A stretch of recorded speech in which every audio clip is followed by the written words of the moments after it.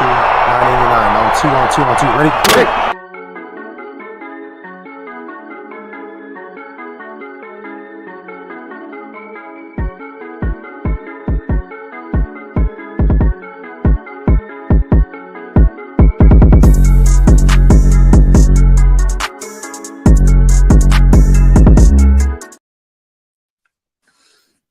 What's going on? Good? What's good, people? It is Sunday, so you know what that means, man. It is time for the Football Frame of Mind weekly show. We break down all the action this weekend and prepare ourselves for the next weekend, as both college football and NFL are in full swing. Man, we are like the election. It's a swing state now. We in that swing state part of the season, man. And you either win or you lose. So, nonetheless, man, how are you doing? I'm good, man. We're in a place where a lot of teams have separated themselves and elevated themselves where they need to be. At least in college football, we have a really good idea of the 12 teams that are probably going to be around once playoff time comes. Obviously, you still have conference championships around. There's still a few weeks as well, so it can be viable to change. The NFL is a little bit different. You still have a few extra weeks in there. So, I mean, give us a few more, and then we'll have a better idea of, like, who's going to be on top, who's making playoffs, and then we can kind of give a better idea of, like, who do we think is going to win it all in the end. Yeah, man, I think the picture is still unclear. I think the NFL picture is a little bit more clear than, the college football picture, in my opinion. Because the NFL, I think, is the Chiefs and whoever beats them. I don't know who that is. I could say it's my Ravens, because I think we got the equalizer, but not the way the Kansas City Chiefs defense is playing. I don't know. So, and then on the NFC side, I don't really know who could beat them over there, except for the Lions, right? They That's the best. that's the bugaboo team. That's the team who's beaten them before. So, I mean, if anybody can do it or has the experience to be able to do it, it's them. I don't see anybody else being able to do that. Yeah, I agree. I think it's a whole lot. There's a whole lot coming at people. Like you have to think about, you stopping this team from getting a three-peat. I don't know if the NFL wants that. I also don't think that teams really think they can beat the Chiefs. Like, I don't really think so, because like so many times you watch the game and everybody kind of put it in the ref's hands. Like, they don't never just like, and shout out to the Chiefs because they actually just keep winning, right? But it's like the teams that play them don't necessarily believe they can win, because they leave it into the ref's hands late, depending on the pass interference or the holding call or whatever, like just little things, and then it stacks up, and then the Chiefs win, right? Then it's like all the refs, but it's like maybe you got to take advantage of the opportunities that you have to really put some points up on them, because the offense ain't really there. They're not really beating teams like they used to. So that's my whole thing. That's why I think the NFL picture is a little bit clearer. It's just about who gonna play the Chiefs, because that's how they want it. The NFC seems a little bit more clearer. I mean, I feel like Detroit's the clear-cut favorite in the NFC. The AFC still have teams that have yet to play the Chiefs that could possibly knock them off, but we just haven't seen anybody do that yet. Nah, you're right about that, though. You're right about that. The Detroit Lions are a good team. They got a lot of good players, skilled players at that. Like players that just know how to get open, right? And their defense ain't bad either, even without Aiden Hutchinson, Mm-hmm. So Like there's a lot, man. There's a lot that we gonna discuss today, man. But you know how it goes. We gotta start off with our AP poll, right? We start off with that, but we have a new format to really look at as well. So, but we start off with the traditional AP poll. What you thinking? Well, we see Army climb inside the top 20 for one. We see Colorado starting to slowly climb up, especially now that it's coming close to the conference championship week. Colorado has a chance to maybe slide into that within them 12 spots, depending on how the dominoes fall. SMU's up there. Boise State's still up there. We've seen Ole Miss. We'll get into that game, but Ole Miss finds themselves back inside the top 10. Indiana slides into the top 5. It's a lot of moving parts. A lot of new teams that weren't previously in there are finding their way in there. South Carolina's now in there. Tulane is in there. It's going to be a lot of craziness going down over the next 2 or 3 weeks, and this could look completely different by the end of the regular season. No, I agree. I agree, man. I think the biggest takeaway is that nobody knows who's gonna win the FCC, man. Like it's still up for Everybody grabs. beats each other. That's what I'm saying. You know, I didn't really think that the FCC would be the cannibalistic conference. I thought it was gonna be top heavy anyway, but it seems like everybody got the juice, you know. But I think Miami dropping that far. I didn't think they would drop that far, right? But nonetheless, Mizzou's in there, and they're gonna continue to go up. Don't think they'll make the 12, but I do think they'll get a good bowl game, though. Real good. I don't know if we're going Cotton Bowl Classic again, but I do think they'll get a good bowl game. So, but it seems like Colorado and BYU are on a collision course, and that's gonna be some good football, man. But as we get into the next measuring stick of our postseason play, we have the college football playoff rankings, man, right? 1 through 25. So this is the metric for people that don't follow the sport like that or don't watch our show and you're new. This is the ranking that we're going off of from now on, right? So our show's on Sunday, so we'll have last week's rankings so we can talk about the rankings next week, right? Same thing. So we're getting into it, man. So the first thing, I didn't think Alabama would be 11. I didn't think so. I thought like as a real fan, right? I thought we would be on the outside looking in, right? You know, when it's college basketball season, they say the first 4 out. That's where I thought we would be.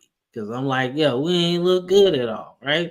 So coming into these rankings, the best thing we had was that win at Mizzou, but they was down quarterbacks or whatever. And then you got the win at Georgia, but you got 2 really bad losses, you know? So I'm like, man, I'm thinking about everybody else.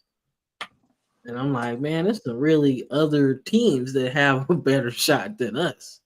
But nonetheless, they like it, you know. So Facebook user, true that. I don't know who you are, but I appreciate that.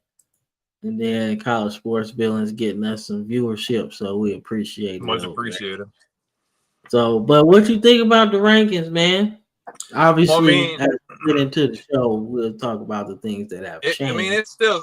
It's obviously gotten flipped over on its head now since everything happened yesterday, because a lot of the teams that were as high as they were aren't there, and teams that weren't in there, they're in there now. So, I mean, it's kind of just going by like a side-by-side comparison with the ones we just had, to be honest. Yeah, man. So typically when you look at the AP poll, more than not, it looks the same. Yeah. typically. It's the same thing when you have the AP and the coaches poll. They vary, but very sparingly. Yeah, it's like maybe off a couple spots, but typically you know what you're gonna look at, and obviously it'll look probably the same when the rankings come out this Tuesday. That Bama will probably be in deeper inside the top 10, depending on what it is. But like I said, I'm not sure how it's gonna shake out, but I know for a fact the 4 teams in there ain't gonna look the same. That's for sure. The 4 teams, as you get into what is that? So, well, the 4 teams are gonna be what? Conference champions, aren't they? Power fives. So you have Yeah, an the Power Five. automatic bid from the SEC, automatic bid from the Big Ten. You'll get an automatic bid from the ACC, and I want to say the Big 12 as well. Okay, so as we get into it, you could be looking at BYU in that top 4. You could be looking at Colorado too at the end of it. You could be looking at Texas Miami. A&M for real. Yeah. Because they still only got, I think, 1 loss or something like that, 2 or something like that. Only one Not conference much. loss. Yeah, so then you could be looking at Oregon because they seem like they on the warpath for that Big Ten. And who else was in there? The ACC. So it's not going to be Miami. I think they're still in the discussion. I know they took a conference loss, but I mean, I think they're still in that conversation for sure. You know who really messed up this week, though? Who? Pitt. Oh, that's dumb. Well, that's why I said Pittsburgh losing opens it up for Miami to still find their way in the playoffs if they happen to win out. Yeah, Miami can still get in, so. But they got some stuff to get fixed.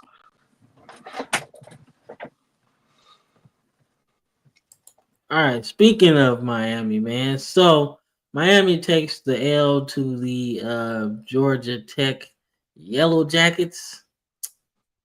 Interesting game, man. Haynes King was definitely on his Johnny Manziel impersonation with 90-something yards rushing, man, and a touchdown. He was definitely in his bag. Let's just say that. But the fact that they got contributors in the run game from, it looks like, the whole team, that was kind of rough for Miami to overcome, man. But Cam Ward still had a good game. Really good game. Even in defeat, he still had a good game. But his fumble in the 4th quarter of the game seemed to be their undoing. And that was it, man. So what you think about this game? It's just another example of Georgia Tech just coming to the table with a good game plan. We've seen this numerous times to the regular season. They don't have to have the greatest record. They're coached really well and they're opportunistic, especially that last drive, because Miami was on pace to probably drive down the field and win the game, honestly, had he not had that strip sack fumble on the last drive in the 4th quarter. He still looked good, but Miami needs to they need to work on separating themselves from these other teams, because I feel like they're letting other teams hang in there with them, and going into these last few games or so, you can't do that because the pressure is going to be on even higher now that you took a conference loss, trying to win out to try to make the conference championship and the playoffs. So, I mean, they need to just focus on putting their foot on the gas and not letting up, and not letting these opportunistic teams take advantage of them when it matters most. Yeah, I think Miami they're not frauds, as our friend Andrew says all the time, but this game shouldn't have happened. You gotta know where you at, in my opinion. And you can't lose to Georgia Tech, man. Even though they lean on you in the running game, you gotta combat that some way, Mm-hmm. But They couldn't, man. I think Georgia Tech, who hasn't really had a bad season, in my opinion, like their season's been okay, but they're bowl eligible now. Bowl Mhm. eligible, so depends on where they going. But nonetheless, man, I think this was a good win for Georgia Tech. Um, Obviously they're building something down there, and we'll see how it continues, man. But Miami takes a tough loss, and their playoff chances are still solid, but at the same time, don't really don't know how far they're gonna fall. So it should be interesting to see on Tuesday what happens there. True. All right, let's talk about the other upset this week, man. The other important upset this week that sets the SEC into a tailspin on who's going to win. Georgia takes their second loss of the season, second loss in conference. They also have some good wins this season as well. And then you got Ole Miss, man, who started off the season hot, blowing the doors off of everybody, and hit a lull, but then get one of the biggest wins of the season, man. What gives in this matchup? Ole Miss reminds everybody that they're not a bad football team. Ole Miss reminds everybody they're a very talented football team and exposes Georgia that Georgia's a good football team but has flaws as well. Carson Beck has been turning the ball over quite a bit in the last 5-6 games. And Ole Miss reminds people that they have a Heisman caliber quarterback and talent on offense to where they can drop 30 piece on Georgia and contain them to 10 points, man. That defensive front that people don't really talk about with Walter Nolan and them, man, they were really able to shake things up and contain this offense. And Ole Miss just did what they had to do, man. Just went up and down the field, scored points, and won a pretty good game, man. 18-point deficit. You can't go wrong. And now Ole Miss finds themselves back in the mix of things, trying to find their way in the playoffs. Yeah, man. Carson Beck hasn't looked good at all, man. Mm-mm. So he definitely lost some NFL money over the last couple weeks. It should be interesting to see though, how far Georgia falls because the committee seems to like them a lot.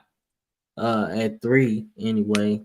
So I don't think they're gonna fall. I do think though Ole Miss should be in the 12 though.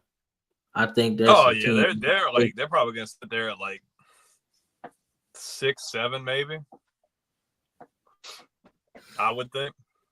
And I think that if they go any further back, it'd be like 8. But I wouldn't put them any further back than 8 because that's a quality win over a top 3 team, and they weren't that far back to start with. So True, man. But shout out to the Rebels, man. They took care of business against the Bulldogs, man. But I really think Carson Beck is like, he's a bit overrated. I'm just gonna be honest. I didn't have him go as high as people had him going. I wasn't going there. I wasn't gonna say overrated, but I will say the team might be overrated because they don't have the playmakers, and a lot of his turnover sometimes is him just trying to win.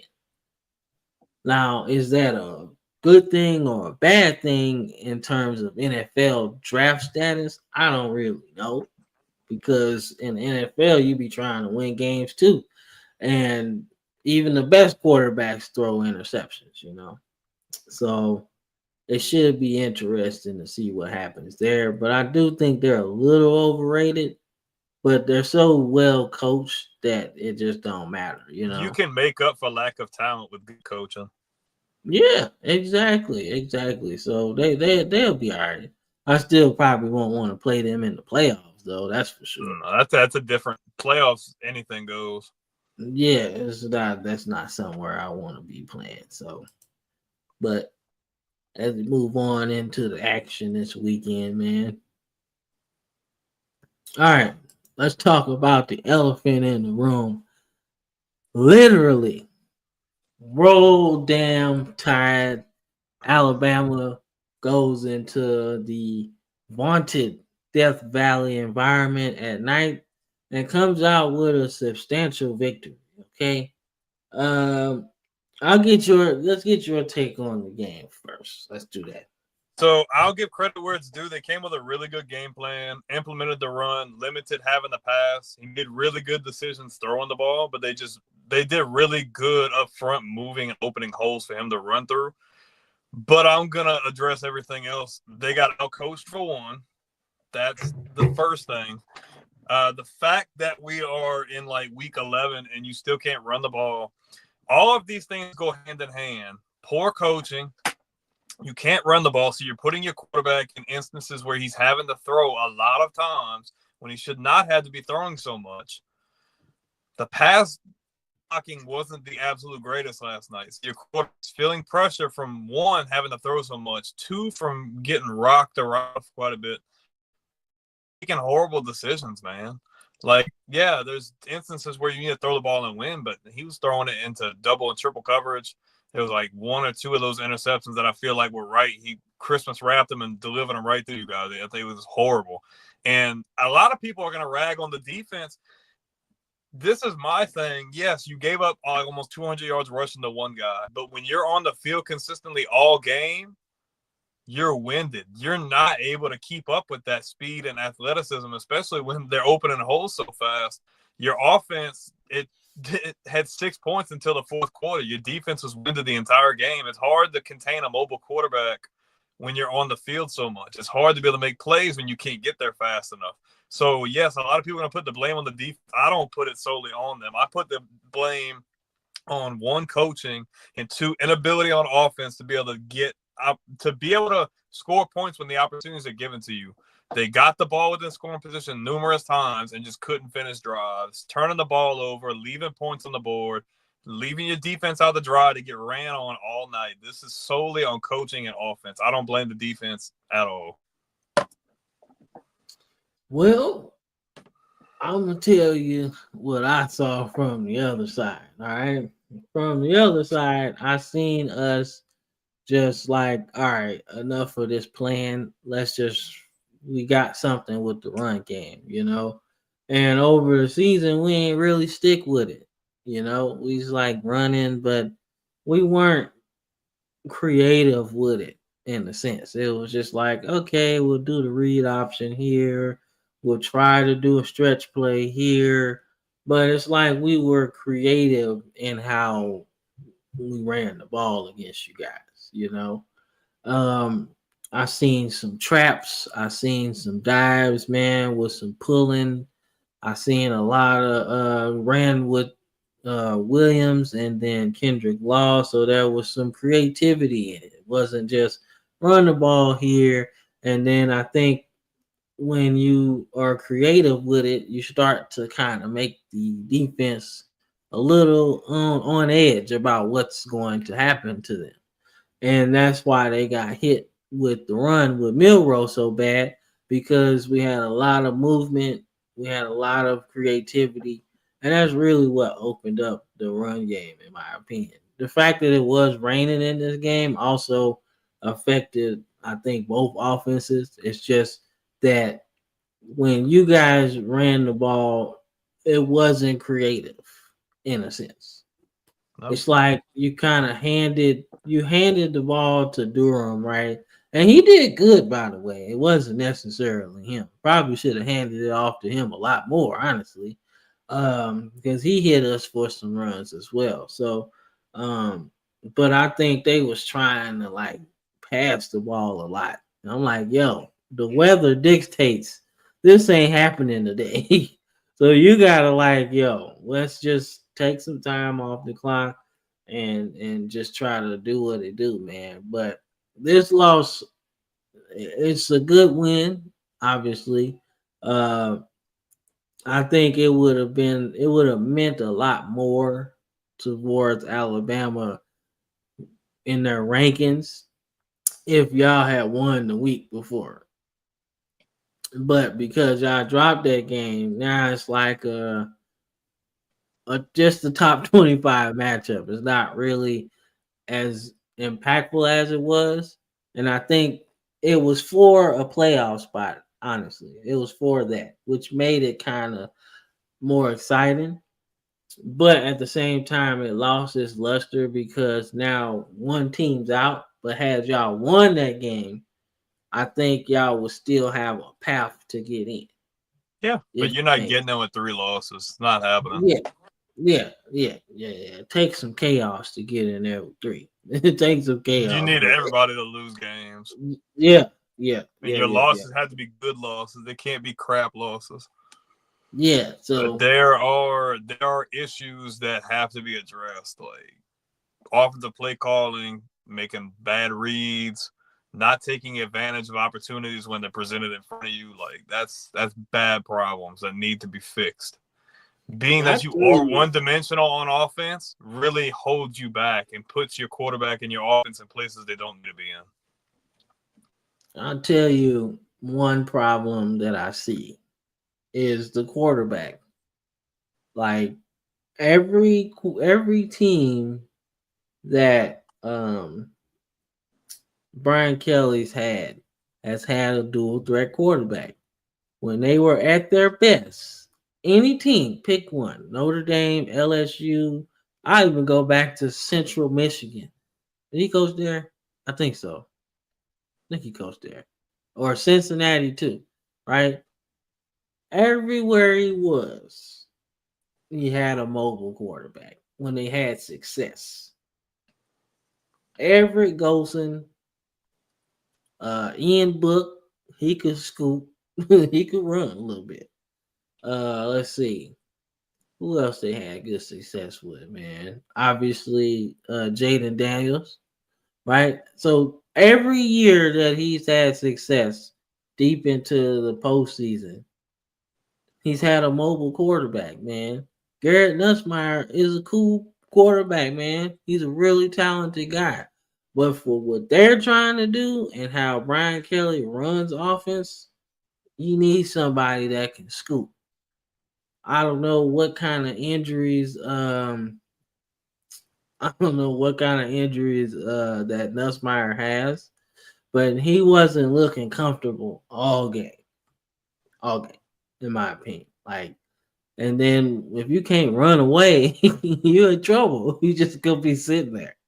So I think whatever happens in the offseason, the quarterback position has to be addressed. Y'all got the number one guy, Underwood, already. So he's gonna be there, hopefully, because he didn't look very good. He's not gonna decommit, but if you're insinuating he's gonna start day one, that ain't gonna happen. They already got other guys in the QB room. They're gonna let him sit. I wouldn't. Look, the way LSU be getting rid of coaches, as Jonte says, we shouldn't even be talking about this. Too bad we are. Dude, man, look. Well, Jonte, I'm sorry to tell you, if the decision making is bad for the quarterback, he's not fine. That's not a fine situation. But I will make a point that you've made in the past. It's a first-year starter, not having a ton of experience in the SEC, with questionable offensive play calling and not being able to run the ball, can rattle a quarterback and affect his decision making, and that's a fact. Yeah, I know. Spinning back time, I see you be listening. I see that. I like that. You be listening to my long metaphors. I just think being one-dimensional offense really can hurt your effectiveness and being able to score points. I feel like having LSU not have the issues of running the ball the way they do, and then having some of the questionable offensive play calling, because when they're not running the ball, some of these pass plays are very questionable. I don't understand. And I will say some of these times his decision-making is very bad. But I just feel like when you feel like everything is raining down on you and you feel like you have to throw 50 times a game to win because you don't have any help in the run game, I just feel like that really weighs on a quarterback's psyche.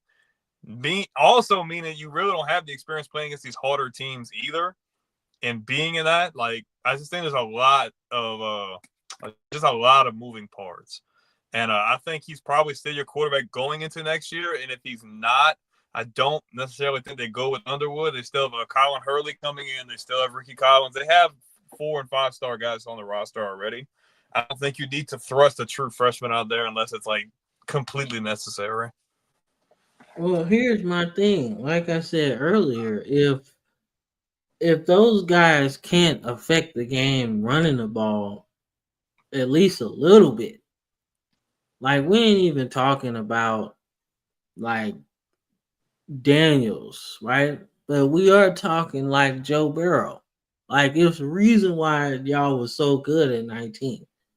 Because if Joe Burrow was just a little bit slower, you wouldn't have to worry about him running. But he could scoot on you. And that 7-yard, that 3rd and 7 is now a first down, right? Because he took off, right? Nussmeier doesn't do that. And if your other guys don't do that, then that's a problem. Well, the other guys are mobile guys. But I will say I did see him scoot out the pocket and run for a couple first downs last night, which he didn't do in previous games. So yeah, but you know the difference. Yeah. But like I said, the other guys are dual threats with arms. So I mean, even if that would be the case, you have options. All right, man. Look, I'm just saying, man. Sometimes, you want to go with the seasoned veteran, right? Yeah, Sometimes we've done it.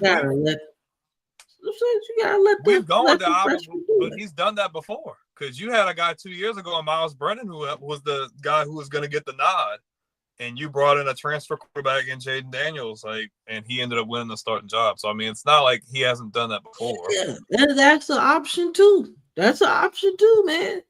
So like the question is there, but they do have options out here. Man. But I don't solely feel like the blame is on him, though. I think there's a lot of other things that play into. Now his decision making has been bad, but I just feel like it's a lot more. This game is crazy. So yeah. Finish my point on Alabama LSU though. It's a good game, obviously, because it's the two best teams. Two of the biggest brands in the SEC. So that was pretty cool. I hate that it was raining though, because that just kind of made it like, you kind of know what kind of game this gonna be. Yeah. Like you pick the over on all the running backs in this game because they're gonna get touches, right? But nonetheless, man, SEC continues to be very, very compelling. It's a lot of good storylines in the SEC, man. So y'all better strap on because it's not over yet. Mm-hmm. Definitely not. But this game was a trip, man. All right, so Iowa State, right? I think they lost. They lost the previous week.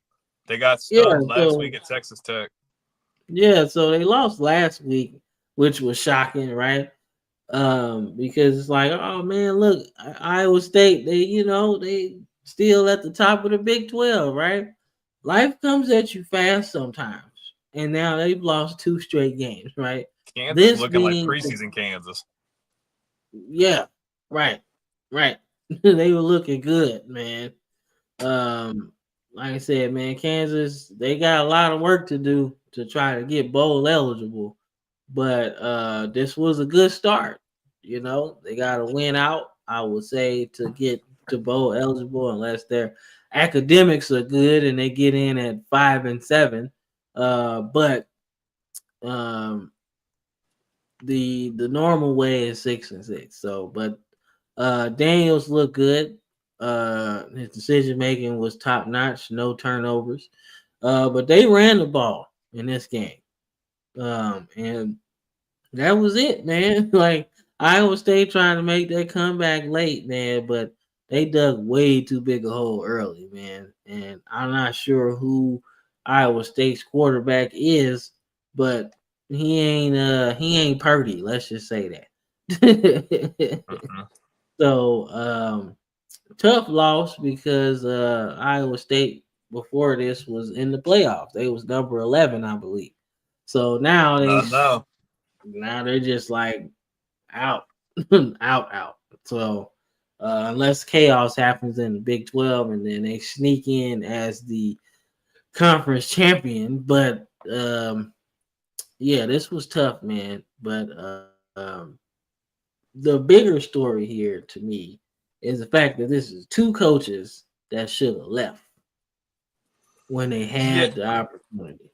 Kansas's coach, I'd say, yeah, because his stock was so high last year that I thought he was gonna take a job elsewhere. I thought Jalen Daniels was gonna leave Kansas. Neither one of them left, and now you're sitting at 3-6, hoping to win out and get a bowl game. Yeah, that fire is put out a little bit. You know, it's oh man, you know, now we really don't. Now they can. I feel like, you know, this is why it's not a basketball show, right? But this is why I like the one and dones. Strike while the iron is hot. You feel me? Like, you have a great season, go to the league, and then make your money, and then figure it out from there, right? Because now they can't poke no holes in it, because it's like, oh man, I was good. I scored. I rebound. You add another year to it, it's a twisted ankle, and then it's like, oh, he's a liability, right? Then it's like, oh, you dropping your field goal percentage. Oh, he can't shoot. And then it's like, oh man, you know, you get scored on. That's more film for them to look at. Oh, he ain't playing no defense or whatever. So when you leave early, man, it allows people not to be able to poke holes in your game or your coaching ability, right? In this case, because you got Matt Campbell on the other side, man, had Iowa State cooking like fish grease, man. He was one of the hottest names out there, right? And I think that was like 2 or 3 years ago, right? Now look at it. Iowa State's in the same spot that they was at that time, right? A program that can win some games, but never gonna be a conference champion, right? So I just think both of these guys kind of just, you know, they messed up the church's money. Now they gotta go a different route, in my opinion. Now they gotta go like what's a big school, right? Like they'll take the Kentucky route, right? Schools at that level, you know, good schools, but you need another stop to show what you could do to take that big job now. Like, you know, I think we both agreed that that's what Billy Napier should have did. I mean, hey, kudos to him. He's not getting fired, so yeah, maybe another off season. Maybe he's able to get everything together in the transfer portal. Maybe he secures his job even more. Yeah, man, that's a tough way to live, man. You on the hot seat every week. Yeah, I can't live like that. Nah, man, I can't live like that, dog. That's too stressful for me, man. But that's why they get paid a lot of money, man, and put them buyouts in there. You gonna fire me? You gonna have to pay for it. And be like, Coach O, he's like, hey, we ain't doing so good. So you got like $50 million left on your contract, and we're gonna buy you out. And Coach O goes like, okay, well, what door you want me out of? How soon you want me out of it, bro? Yeah, like, go Tigers on the way out. Yo, that's crazy, man. But nonetheless, man, let's talk about this thriller right here, right? Yeah, Drew Pond actually knows how to put the ball in the end zone now. Oh my god, man, dude looked like his Notre Dame days when he was still bad. But he looked good this game, though, man. Great comeback late for the Tigers. In an old school Big 12 matchup, man. Appreciate it. Shout Whoever out, man. you Thank are. you. Thank you. I'm glad you enjoyed the show, man. I gotta check out and see who that is, man. But nonetheless, man. Mizzou gets the win in a great old school matchup. Not as much scoring, but it was scoring late though. Let's just say that they were scoring the ball late. Mizzou gets the win off of a scoop and score fumble with 30 seconds left. Jackson Arnold, I believe that's his name. He got towed up. He got hit so hard on that play. I hope he's okay. but the defense definitely was head hunting, and it worked, man. Mizzou is sitting at 7-2, firmly in bowl eligibility. So just depends on what bowl they're gonna go to, man. But Eli Drinkwitz is you know, he has Mizzou in a good spot, man. I mean, Brady Cook obviously, hurt, so it's a tough job at that point. But the transfer portal is really good for a school like Missouri. Imagine if they had a guy like Jalen Daniels.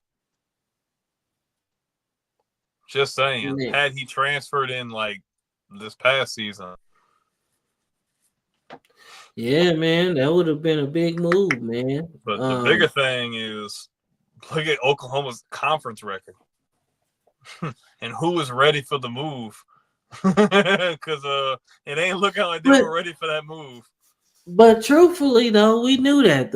We knew that Oklahoma out of the two teams, right, Texas and Oklahoma, we was like the team that's not ready is Oklahoma. Like, you don't know. Like I think I said defensively they would be ready because they got a defensive coach. But offensively, I'm like, they got to figure something out because I don't see They gave him an extension, so he ain't going nowhere, but they got to get an identity on offense, man. Because defensively, they haven't played bad this year. Defensively, they've looked like formidable and not great, but they can win games. But their lack of offensive identity and being able to score enough points, like that's what's cost them. And not having a coach who's more like offensive heavy, you know what I mean? I agree, man. But that's like I said, we called that though, because you gotta put up points in the SEC, man. It ain't your grandpa's SEC, man, where it's 4 yards and a cloud of dust, man. Nah, you gotta score some points. 30, 35. Hell, it's like old school Big 12.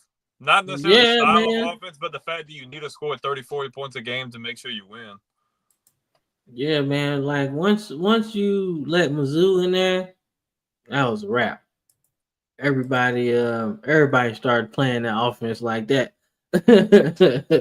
Let's go fast, man. But it just happens that schools like Alabama, LSU, Georgia, Tennessee, they recruit big guys too. And the big guys are fast. So it's like, well, big guys are running a faster 40 than us. Yeah, like shit. They over here and they like shit. We can still be a power football team. We just go run toss sweeps all day. Who gonna get in front of Will Campbell or something? Nobody. So, but let's start with some of the games for next week, man. Some really good games in my opinion. We got Georgia and Tennessee. This is played in Georgia. So let's see, man. What you got? What you thinking? There's a lot of moving parts here. One that you good? Yeah, man, my bad. Okay. One is the elephant in the room that Tennessee, I don't know if they're gonna have their starting quarterback for this game. If he doesn't play this game, that leaves a lot to be desired and leaves things up in the air. And also, Tennessee plays really good on defense. Like, what is Carson Beck going to look like? Is he still going to be turning the ball over? Are they going to be able to score enough points? Oh, man. And Tennessee's only got one loss up to this point. Georgia's got two. Georgia's coming off of a loss, and it's going to be at home. I'm going to buy into the fact that the SEC has been so eat or stay alive kind of thing. I'm going to pick Georgia just because it's at home, but I'm not very confident in saying that. And also, we don't know if Nico's going to play either. I just think the fact that that's up in the air, the fact that they're coming off of a loss, and the fact that it's at home, I'm going to give Georgia the advantage, but I'm not very confident. It's not going to be by much if they do win. So I got Tennessee as much as I don't want to say it. I do. I got Tennessee in this one, man, because they figured out how to hit the deep ball. It's been something that they've been struggling with all season. And I think they figured out a way to get the ball to their playmakers, man. And if they get up on Georgia, I don't think that Georgia can come back, man. You seen it with Ole Miss this weekend. You know, they struggled once they got behind. And Tennessee's an offense that they can get up on you pretty quick. And the way they run offense in that no huddle scheme, man, it's like it's crazy, man. So I don't know, man. But I got Tennessee in this one, man. As John Tay says, Georgia's a different breed. I mean, they are, man, but offensively, they ain't got the different breeds on the outside as they used to. But do you think it makes a difference if Tennessee doesn't have their starting quarterback? Because I feel like that's a difference maker. Because if he doesn't play, this is a wide open game. Yeah, if he doesn't play, then I'm definitely picking Georgia. But as far as right now, like I think he's on path to play. That's what it seems like. And they're gonna do everything he can do to make him play or him to play. So I don't know, man. I don't know. He's not a runner like everybody else that Heupel's had. Because Milton could scoot a little bit. And Hendon Hooker could definitely scoot too. But Nico's not the runner. So if it's an injury that affects his running, I'm okay with that. Because they got a couple good running backs. But if it was something affecting his throwing, then that spells disaster. Because you're gonna have to score some points. Because if you play this game like LSU and Bama this weekend in the phone booths, Georgia's gonna win that. Like hands down. You don't want to have those problems, man. So but nonetheless, this should be a fun game, man. I'm glad it's played in the evening. That SEC to ABC is a good thing because your best game should be played at night so everybody can chill and watch it, man. So this game, obviously, the rankings are wrong. Did this before they came out. This is an interesting game, man, because I think the ACC still has a championship game, right? So, well, obviously championship game, but I don't remember if they're doing conferences or not. But I don't think they have divisions anymore, if I'm not mistaken. They have divisions? Because the Big 12 doesn't either, so. Yeah, so this is an even bigger game, in my opinion, because now you're fighting for second place. Because I think everybody has like 2 losses except for Miami. Yeah, Miami, I think is the only one loss in the conference. Yeah, so they fighting for that second place spot. And although Clemson, I think they did lose not too long ago. They won. Yeah, they lost. Yeah, they've lost before, but not the last game. No, okay. So and then Pitt lost. So these teams are basically square, in my opinion. Because Pitt, what's the name? Goddamn. Clemson lost to Georgia earlier, didn't it? Yes. Lost to Georgia early in the season, and then they lost another one, right? I forgot who it was too. Yeah, they lost 2 games ago against Louisville. Right. So. And it was at home too. Yeah, but they had 1 conference loss though, right? Yeah, to Louisville. Okay. And then Pitt has 2 losses, but I think they're in conference though. I'm not mistaken. They're both in the ACC. Pittsburgh. Okay, let's see. I just want to see this. Where are they at? Yeah, so they lost to Virginia. So they've dropped 2 in a row. They lost to SMU and Virginia, and those are both conference losses. So they're probably out. But if they win this game, if they get this game, I don't think so. I don't think so because Clemson's a better team than both of the teams that they've lost to. But the bad thing is Cade Klubnik did not look that spectacular in that win they had yesterday. But Yeah, I just like think Clemson has too much. he ain't look that good all season. He Like, hasn't. That's like why I haven't been able to buy the hype. Like, you've been high on him, but he just hasn't seemed to step into those shoes. yeah. Like I was high on him. I was like, okay, last season he was his first time starting, so it's like, I thought he would be all right, man, but it's like something's missing. Something's off, man. Because he's a dual threat quarterback because he can run, but he's not really like blowing the doors off at either one, passing or running. Like he's not really doing anything.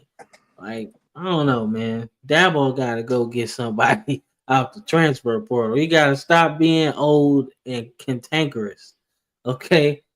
Just go on out there and use the transfer portal, man. Okay? You ain't got to spend millions on one player, man, but a couple 100,000 for a couple star players gets, Clemson back on track, in my opinion. Because I've got them winning this game, though. Yeah, me too.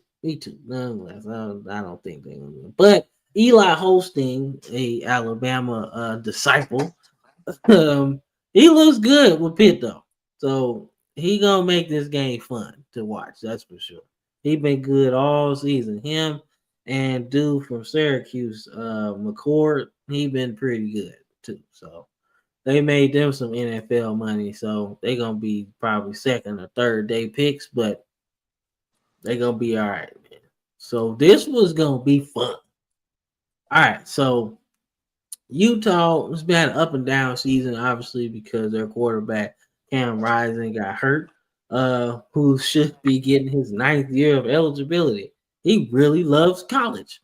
But nonetheless, man, Colorado made some key jumps. Obviously, they're gonna make a bigger jump because they took care of Texas Tech this weekend. So this game becomes very interesting because now the Colorado can't sneak up on anybody. They are firmly in opportunity to get into the college football playoffs. So that should be really fun, man. But Utah's a well-coached team, man. And even though Deion Sanders they have made some strides and become a better football team, man, I think this game is going to be closer than people think. But I do give Colorado the edge just because they have a difference maker at quarterback. That's my whole thing. Yeah, Utah is going to play pissed off because Utah feels like they got robbed of a possible win over BYU, which would have propelled them even higher in the rankings. So I think Coach Whittingham is going to be coaching these guys pissed off. And I think they're going to want to really win a game for him. I feel like that was a very questionable ending. And I don't blame the AD for being pissed off like he was addressing the media yesterday. So, I think Utah is a good team, but I think the difference makers in quarterback and you not having Cam Rising, if you have Cam Rising this game, going head-to-head with Shedeur Sanders, I give Utah the edge, mainly off of camaraderie, chemistry, and experience. I think Utah's a really good coach team. They're hard-nosed, but I think Colorado's playing with a lot of confidence. And you having that difference maker at quarterback and obviously having Travis Hunter at the skill position, I think that's going to give them the edge. It's a home game. Give me Colorado, but it's going to be a one-possession game. Jonte says prime time, so he's going with Colorado too. And I don't blame him, man. I think Travis Hunter might just win the Heisman, man, because he just been pretty good all season. Like, been solid. Don't sleep on Genty, though. He just dropped another 200-yard game with another 3 touchdowns, so don't count him out yet. Nah, I ain't gonna do that. I ain't gonna count him out, man. But they gonna do him like Marshall Faulk, though, man. That's how I see it. Unfortunately, man. But we've reached the NFL portion of our show. So we are going to take a break, man. And we'll be back in a little bit.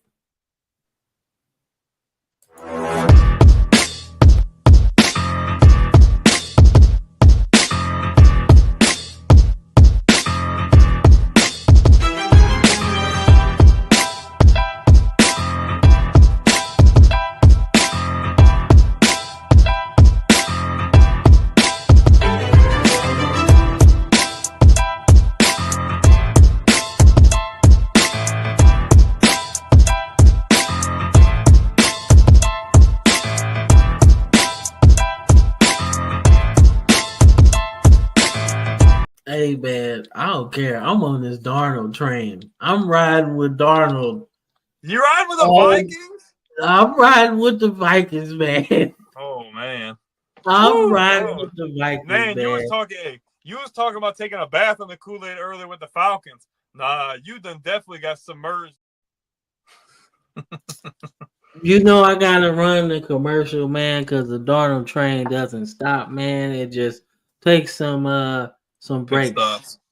Yeah, it takes pit stops, right? So it technically does stop, but only for a minute, right? Couple losses this season, man, but the Darnold train continues, man. We'll get into that a little bit later, but as we get into the NFL action, man, Bro, I the watched this Bengals, entire game, bro. the I watched Bengals this and entire game. Ravens, they are making money for the NFL. That's some fire That's the ass new NFC football. North rivalry. Like, you know how it used to be Ravens and Steelers? No, it's the Bengals and Ravens now. Like, the Great. fact that Burrow and Chase did what they did and still found a way to freaking lose is insane. It's truly Like insane. Like, I thought they were going to win down the stretch. And Cincinnati scored, and we were all watching. And I turned back and they scored again. I'm like, dude, like, this just, it's always crazy between these two, like, to say the least. And Burrow just can't catch a break with Baltimore lately, unfortunately. yeah, man, my dude is like he's something else, man. Like I can't, I don't like Chase. I don't like Chase at all, man. He just be gliding through our secondary, just ridiculous, bro. Like he just like you try to catch him, he's too Dude, he fast. he torched y'all secondary. Y'all just had just the offense, Baltimore's offense, man. Yeah, I would love to be saying that right now, but you know, Lamar Jackson is looking to get a third MVP the way he's playing, especially in these crunch primetime games. You got to give him his roses, man. Man, dude, nice, bro. Like, dude, nice, man. Like it seemed like he doing like everything that I was hoping he would do. Like take that next step passing the ball. He really is, man. No interceptions. Like this is like at least 70% of the game so far. He hasn't thrown an interception. Like it's not He's playing it's good turnover-free crazy. ball, man. We just need to see him do it when the Crazy. playoffs come. Yeah, that's what I rest the real test. And I'm pretty sure he'll say the same damn thing. He's like, man, I got to get it done in the postseason. I can't do all this. MVP is fun, right? It make me make him some more money. That's for sure. But we got to get some titles, man. Because the team is, he good. He's good. So, on the Ravens side, man, defense is still an issue, man. But I'm not as mad as I was earlier, like when we lost to the Browns and then the Raiders, right? I was pissed off at those matchups, right? Because those teams don't have the quarterbacks to really be beating us. They shouldn't lose to those teams. Now Patrick Mahomes is different because he's got a lot of MVPs as well, right? So you expect that performance, right, against our defense, but we talking Minshew and then backup Jameis Winston, not Florida State Jameis Winston. So shouldn't be losing. But when you got a quarterback like Burrow or Mahomes, you expect to have defensive issues. That's why I'm not really upset. But it's still an issue nonetheless because we've been gotten by less quarterbacks this season. So something I want to see. But we did make some moves at the trade deadline. We got Tre'Davious White. So that should help our secondary a little bit. We also got Dante Johnson from the Deontay Panthers. Jackson. Yeah, there we go. Deontay Johnson, that's what it is. Johnson, not Jackson. Yeah, because Deontay Jackson plays defensive back, doesn't he? No, Dante Jackson plays defensive back. That's what I was saying. No, you said Deontay. Bro, man, I forgot. That's It's so close, man. Dante, Deontay. Like It's all the same. if you look at the spelling, it's probably close either way. Yeah, just the E instead of just not having an O or whatever. Or it's really just an apostrophe. Yep, Wherever there you it go. is in the name, that's how it's pronounced, bro. So, but nonetheless, the Ravens get the win here, man. Continue to try to work their way into a division title, man, and lock up a playoff berth, man. And then after that, man, some teams gonna have to beat the Chiefs because after that, like, that's it, man. They'll be fighting for the second playoff spot because it look like the Chiefs ain't going nowhere. But comma to the top. Yeah. Let's see, man. See what we got next on here, man. All right. Let's talk about your Patriots, man. Making Caleb Williams look like mincemeat. Couldn't do sacked him 9 times, bro. Mincemeat. And that's after them that's after them trading the one other good guy they had on defense. And man, like, don't get me wrong, like, I'm cool winning the game. I'm trying to still have a top 3 draft pick because I'm trying to get Travis Hunter or somebody in that, or a really good offensive lineman like Will Campbell. But I mean, a win is a win, and you being able to have Drake May beat Caleb Williams at home, that's a really good confidence builder. And the fact that the defense showed up the way they did, he did have an interception, but man, Caleb Williams barely completed 50% of his passes, no touchdowns. At least May was able to put the ball in the end zone. Ramondre had almost 4 yards to carry. I mean, not the prettiest game, but defensively, you like what you saw, and they were able to, make some noise. Yeah, he's so excited. Who y'all gonna take with the number 1 pick? I want to know, because if you say Shedeur Sanders, then that seems different than what you would have said a month or so ago. Yeah, man. I get excited for teams getting the number 1 pick. I ain't excited for the Titans to have it, man, because I feel like y'all gonna botch it. They need a whole lot of help, man. That team is bad, bro. So you need some help, man. And I wouldn't necessarily draft a quarterback this season. I would definitely just draft some offensive line help. Yeah, that too. Yeah, because you could draft it. You could take Sanders with the first pick, but if you're not planning on either fixing the offensive line in the draft or paying a couple big market guys in free agency, then you're going to be in the same position more than likely. Yeah, man. So they need help, man. So if they on the clock right now, they better be doing some homework, man. All right, so another crazy game that I really didn't expect to be this close, but the Saints actually learned how to win, man. It's been a tough couple of weeks, man. Let's just say that, man. Saints been kind of bad. In check. Yeah, man. Coaching changes, man. All kind of stuff been happening. Then traded some players away, all of that. So. But the Saints figured out how to win, man. And the Falcons choked this one away, it seems. What'd you think? I mean, I think I'm not going to speak on the whole coaching thing, but we've seen it in the past when you go through times like this and they do let somebody go. More times than not, the team gets a new fire reignited and they want to go out and win just to be like, hey, like, we can still play ball. They get I don't know if it was, I think it's Rizzi, I think is the interim coach of special teams or something like that. They go out and, man, let's talk about Van Des Scatling or whatever. Freaking over 100 yards on 3 catches and 2 or 3 touchdowns along. Let's see.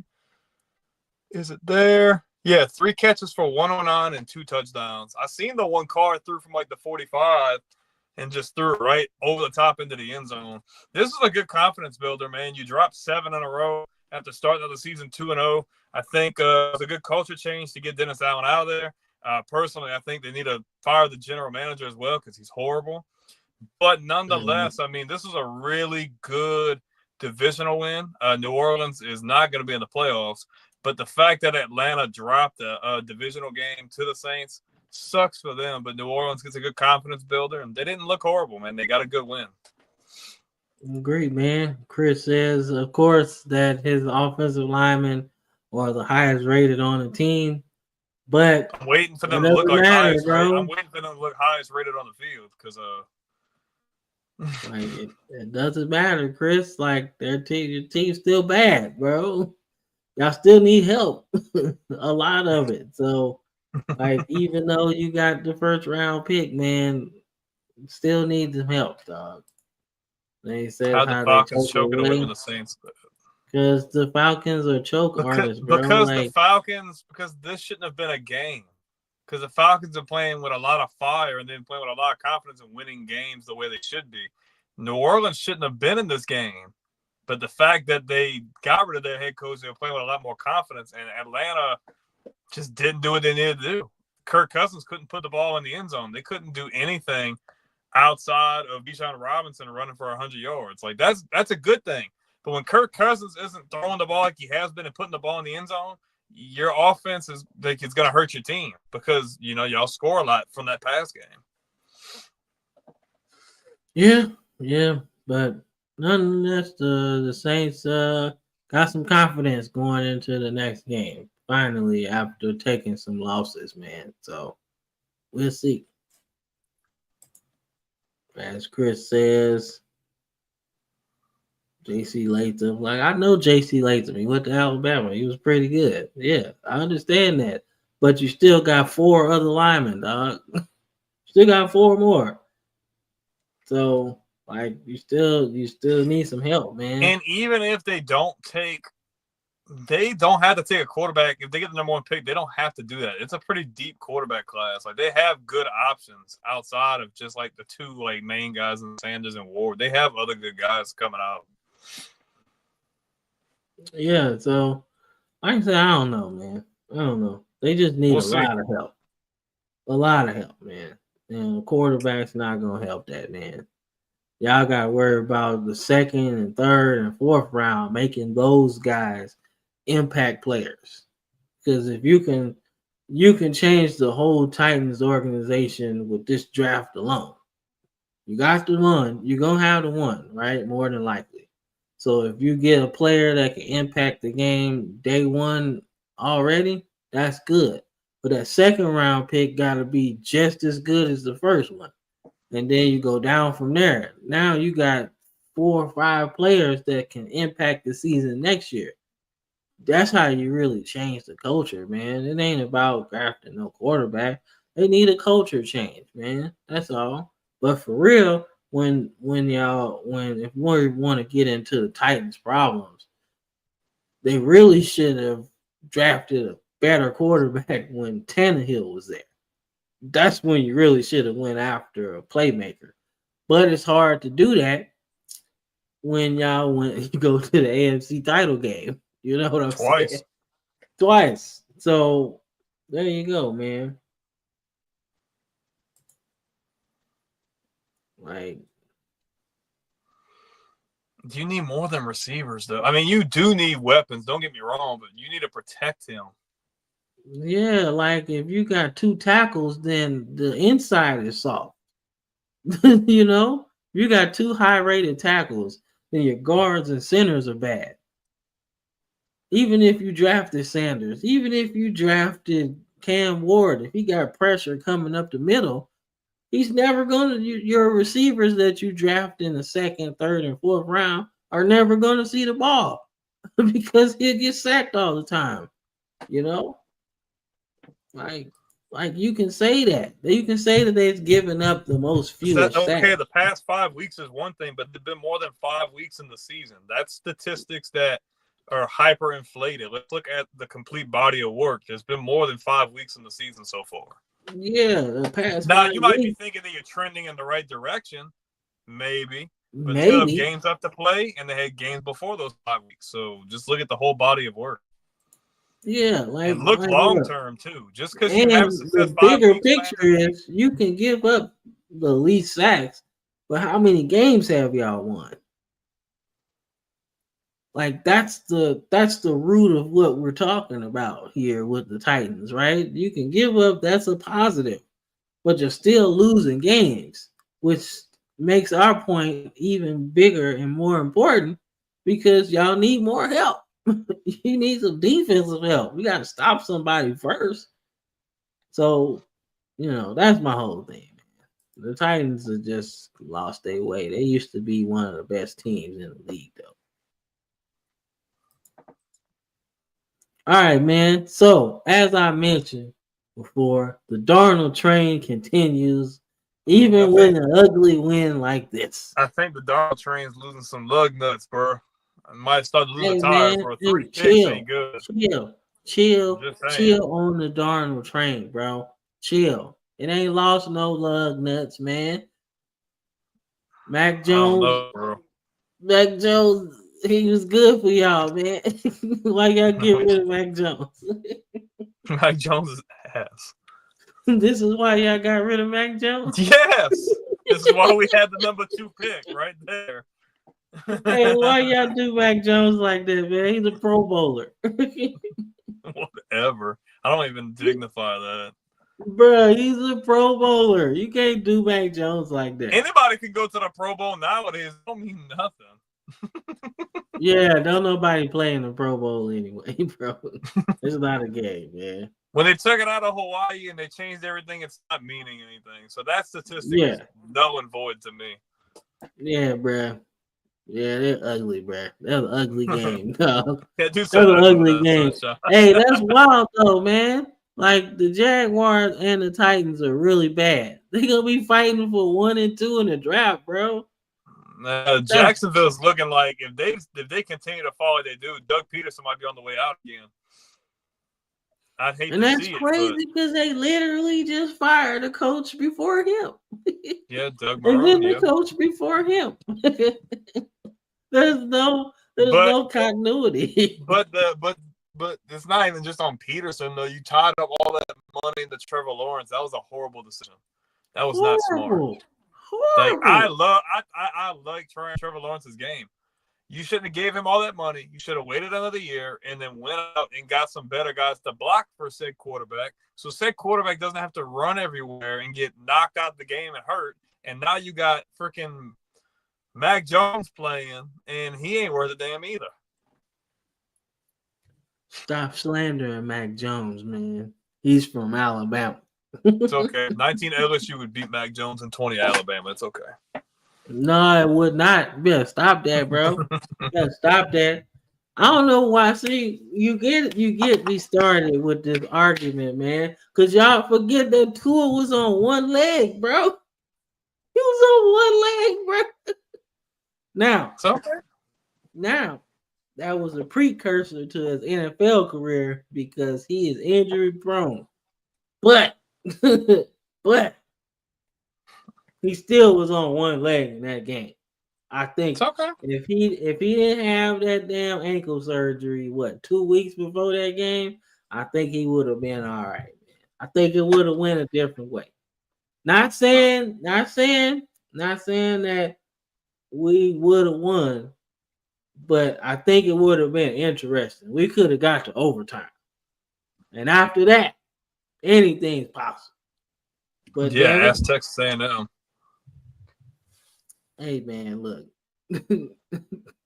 We don't do overtimes like that anymore. Okay. We don't have to go to 14 overtimes and play till 3 a.m. Yeah, you watch the whole overtime period and your team loses. How freaking you feel like you wasted 2 hours of your life, huh? Yeah, like that. But nonetheless, that was a good game though.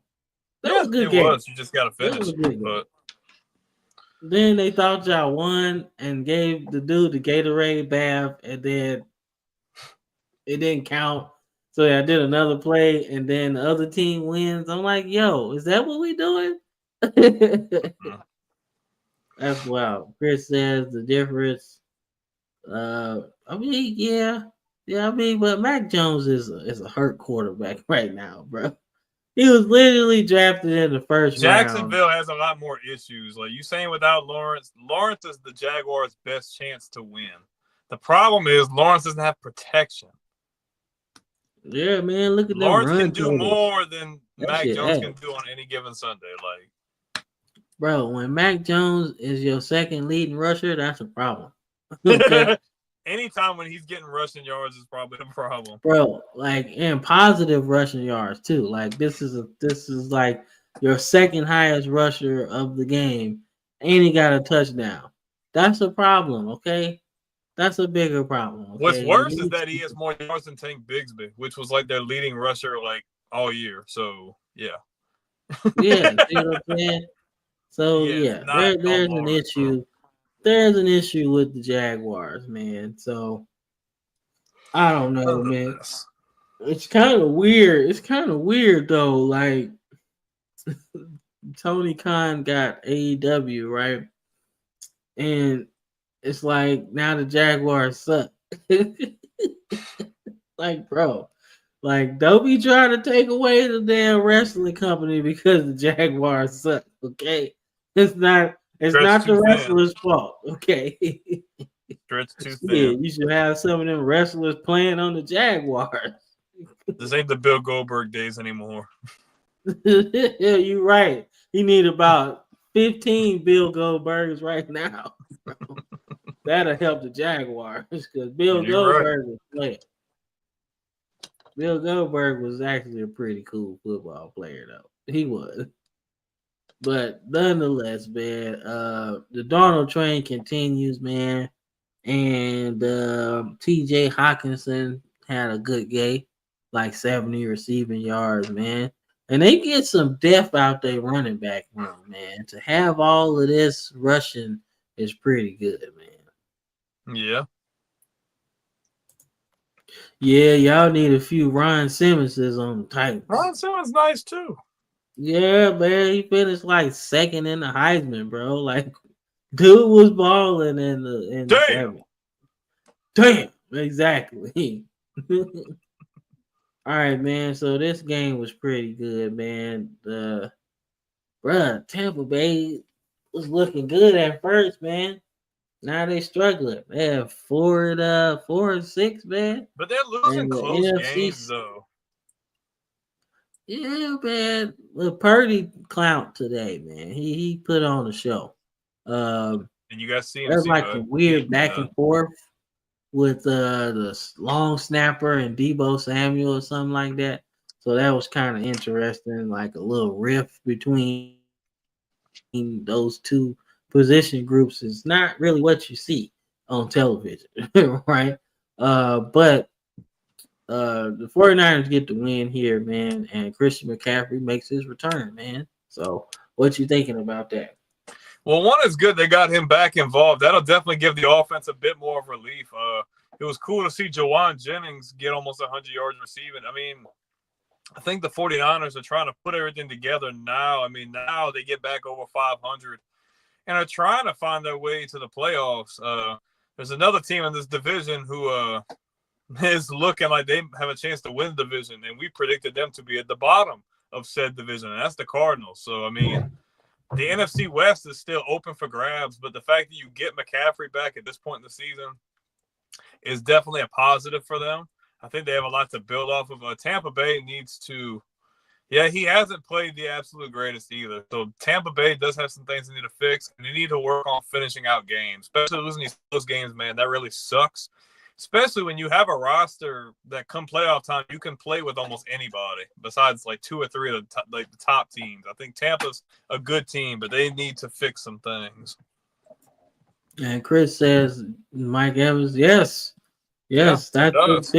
that's a big difference, dog. Like Mike Evans is a first ballot Hall of Famer. Like Chris Godwin's good. First ballot Hall of Famer that you're not even talking about right now. Nobody's talking about how good this dude is, man.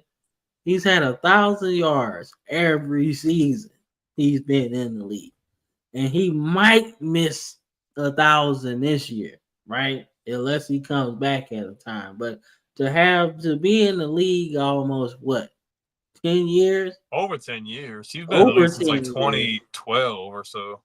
Yeah, to have 10,000 yards and almost 1,000 receptions.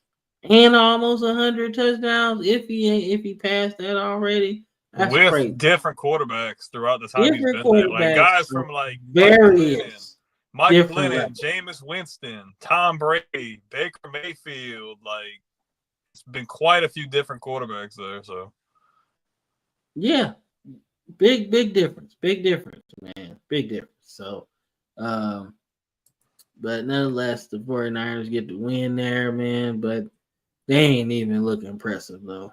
But this is what I want to talk about. The Cardinals destroying the Jets. And this is what they get. You're going to fire your coach that's been building this team up with Zach Wilson at quarterback. He been fighting against the tide, man. the tide was rolling in. And he been fighting against it, trying to get to shore, man. Okay? And you fire him for Aaron Rodgers. and then he proceeded to get clapped by the Cardinals. Like, yeah, Cardinals they are got 6 that. and 4, They got bro. that lucky win against Houston last week, right? Yeah, But that's why I said it was a fluke.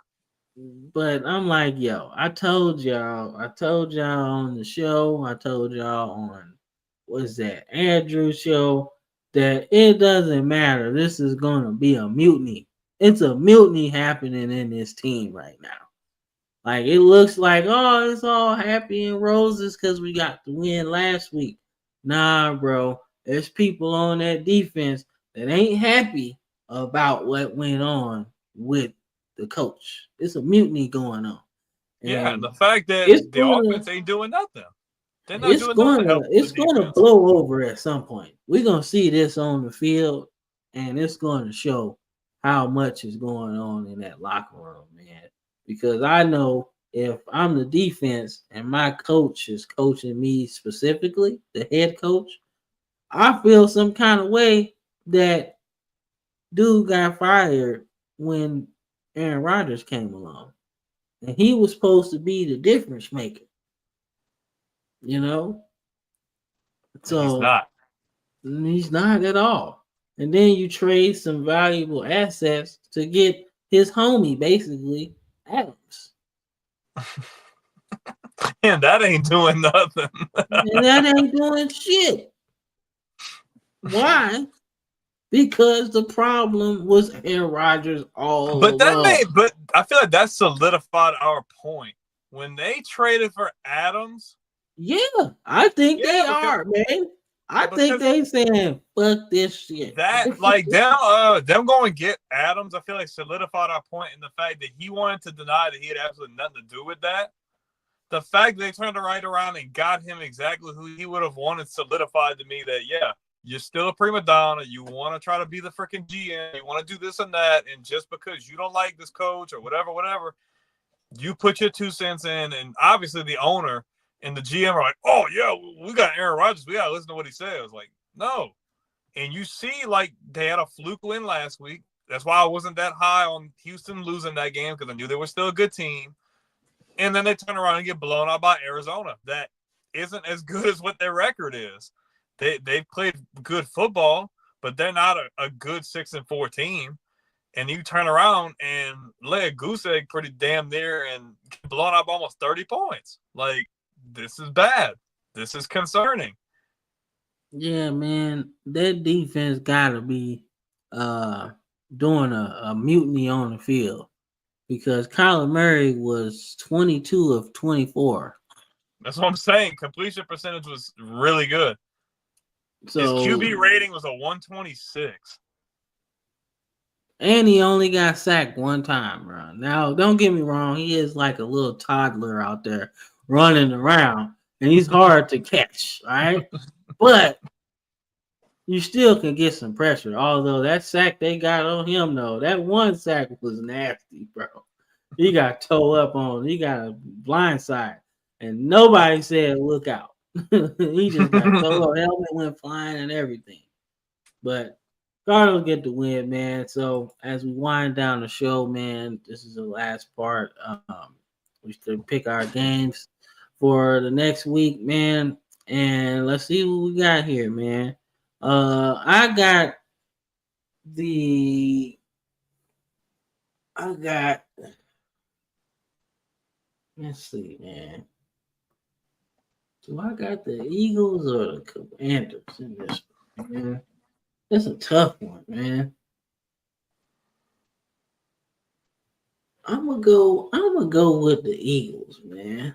I'm gonna go with the Eagles in this one, man. I think they got a lot more than the Commanders right now. They're still a building team. But I think the Commanders make the playoffs though. I think they're good enough to make the playoffs. But I got the Eagles in this one, man. They're doing some good stuff, man. They finally got some continuity and they feeding Saquon Barkley. And I like that. So I got the Eagles in this one. I've taken a look at the Commander's schedule, and if y'all want to check out the short, I made a short about it. They went absolutely nuts with comments. But this is one of the only losses I think I could see Washington having. Daniels is still playing, still being effective. Philadelphia's finally found their identity on offense. You alluded to them actually giving the ball to Saquon.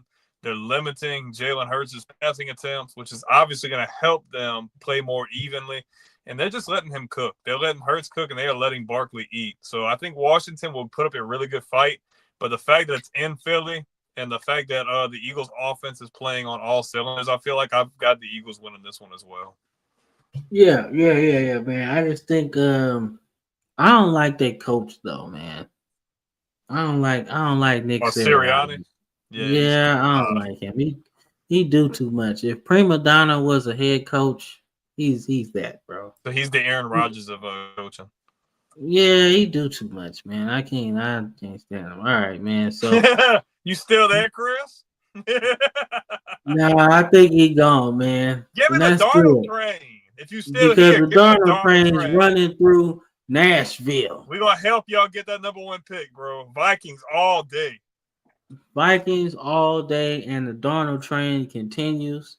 We will be running that commercial for the rest of the season until we figure out where the Vikings are going. But the Vikings are 7-2, man. So they keep winning. They keep winning, man. So the Darnold train continues until they out of the playoffs, man. I'm booking it. We're gonna help y'all on y'all path to the number one pick. That's it. Quickest prediction ever. Yeah, Vikings by a lot. A lot. All right. Then we got this one, man. This should be a fun game actually, because the Broncos aren't a bad team. Bo Nix is leading the league. I was about to say the country, but he's leading the league. And all rookies, leading all rookies in the league this year, and touchdowns, yards, everything you can think of. He's number one. So as much as we were thinking, or I was thinking that maybe Caleb Williams would be the rookie of the year, I don't think so. Bo Nix has something to say about that, man. Actually, Jay Daniels and Drake May did too. They are looking way better than Caleb Williams at this point. So, nonetheless, man, I got the Falcons, man. I like Magic City Kirk. I think he's gonna get his stuff back. He's going to find his favorite exotic dancer, and he's gonna get that confidence back before they head to Denver. Man, I'll be honest with you. I feel like Denver kind of got robbed of taking Kansas City's first, giving them their first loss. I think Atlanta's still a good team, but going to Denver is, playing up there in that higher elevation does play a difference. And I think Denver's playing good football, man. Give me the Broncos, man. At home, Sean Payton gets the win over Atlanta at home. All right, no, man. I like that. I can respect that pick, man, because Denver has been playing good, man. They found something, and it's working, man. Looks like Sean Payton got the quarterback he wanted. So it seems like he working his magic, man. Oh, we still got one. We got one more. All right, so the Saints going against the Browns and what we call the Oprah Bowl. This is like really bad. This is a bad Not as game. bad as it's not as bad as that game we had this morning. Yeah. Giants and Panthers. Yeah. Yeah, man. But this y'all should win this one, man. The Browns are a broken team. And y'all got a new coach, man. So y'all coming off a victory. So it should be interesting, man. Give me the Saints because I ain't picking the Browns at all. Fuck the Browns. They not even the real Browns. We the real Browns.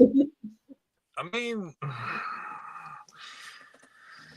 I can see Jameis having a good game in his first game back in New Orleans. Oh shit, he did play in New Orleans, didn't he? he? So I could definitely see this game going either way, but I think it's one of those things. Anytime a team changes out coaches and they get that first initial victory, they can ride a high for a little while because they're playing with some confidence and feel like, oh, we finally free.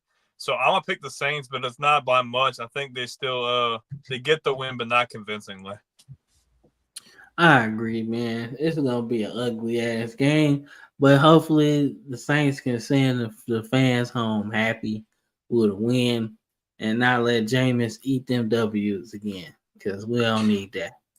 We don't need that, man. But that has been the show, man. Final thoughts, man, before we get up out of here, man. Yeah, I'm ready to see how the 12-team playoff is going to shake out, honestly. I mean, it's looking like my bracket is a little busted, but most of the teams I had in are probably still going to be in, minus like my Big 12 teams, minus LSU, and maybe like minus another team because I'm probably going to have Boise in there. I had them in there. Oregon's going to be in there. Ohio State's going to be in there. And most of the SEC teams besides Texas, I didn't have Texas. So I'm curious to see how things shake out this week and the following weeks going into conference championship week. And then we get to watch a 12-team playoff for the first time ever. So, but if you guys do like this kind of stuff, make sure to like, comment, subscribe. Check us out on all major social media platforms, as well as streaming platforms as well. Every Sunday at 8 p.m. Eastern Time, as well as daily sports community posts on YouTube every day. All right, man. Final thoughts for me, man. Shit, Bama got the win. We'll see how it goes, man. But we should beat Mercer. We should beat Oklahoma because they ain't got the offense to go with us, man. But that road game at Oklahoma is a little dangerous because Oklahoma is still Oklahoma, man. And then you got the Iron Bowl. So you already know how that goes, man. Bro, we lose to Auburn after them losing to Vanderbilt too. Oh God, that would be horrible, man. if you thought the hot seat for Kalen DeBoer was hot already, No, if you lose to Auburn too, that's look. If you lose to Auburn and that kicks you out the playoffs, then yeah. Like, I'm obviously you're not getting fired, but like that's not a pleasant conversation to be had. Like, hey, dog, like, okay, next year you're gonna have some more of your guys. Like, you're gonna have to fix this. Like, we can't do this again next year. Like, bro, people already done checked out. There's gonna be a whole bunch more of me. I'm focusing on Alabama basketball, man, because they got a good team this year. That's what I'm looking forward to. If they lose to Auburn, man. But nonetheless, I'm happy that they got the win because I was worried about coming into LSU. I was like, man, look, I ain't got no expectations for this game. Look, we win, cool. If we lose, also cool, because I don't want to see us in the playoff and I get excited again like I was last year when we played Michigan. I was like, man, we gonna whoop Michigan, man. It's over with. And then Jalen Hurts, not Jalen Hurts, but Jalen Milroe started looking like he was 2 years ago. Not good. Ugly place. Ugly place, man. But nonetheless, the playoff hopes are still alive, man. And shout out to Anthony Edwards in basketball. He been balling. he keep going like this, he should be MVP this season, and it's gonna be fun to watch. So shout out to the Minnesota Timberwolves. And then last thing, man, final thoughts.